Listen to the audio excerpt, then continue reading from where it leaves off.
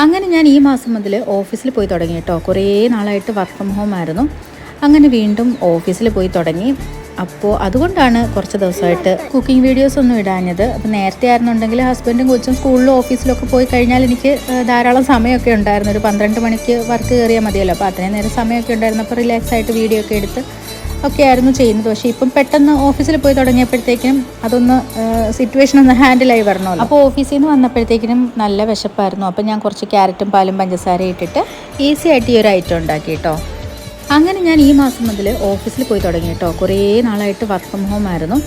അങ്ങനെ വീണ്ടും ഓഫീസിൽ പോയി തുടങ്ങി. അപ്പോൾ അതുകൊണ്ടാണ് കുറച്ച് ദിവസമായിട്ട് കുക്കിംഗ് വീഡിയോസ് ഒന്നും ഇടാഞ്ഞത്. അപ്പോൾ നേരത്തെ ആയിരുന്നുണ്ടെങ്കിൽ ഹസ്ബൻഡും കൊച്ചും സ്കൂളിലും ഓഫീസിലൊക്കെ പോയി കഴിഞ്ഞാൽ എനിക്ക് ധാരാളം സമയമൊക്കെ ഉണ്ടായിരുന്നു. ഒരു 12 മണിക്ക് വർക്ക് കയറിയാൽ മതിയല്ലോ. അപ്പോൾ അത്രയും നേരം സമയമൊക്കെ ഉണ്ടായിരുന്നു. അപ്പോൾ റിലാക്സ് ആയിട്ട് വീഡിയോ ഒക്കെ എടുത്ത് ഒക്കെ ആയിരുന്നു ചെയ്യുന്നത്. പക്ഷേ ഇപ്പം പെട്ടെന്ന് ഓഫീസിൽ പോയി തുടങ്ങിയപ്പോഴത്തേക്കും അതൊന്ന്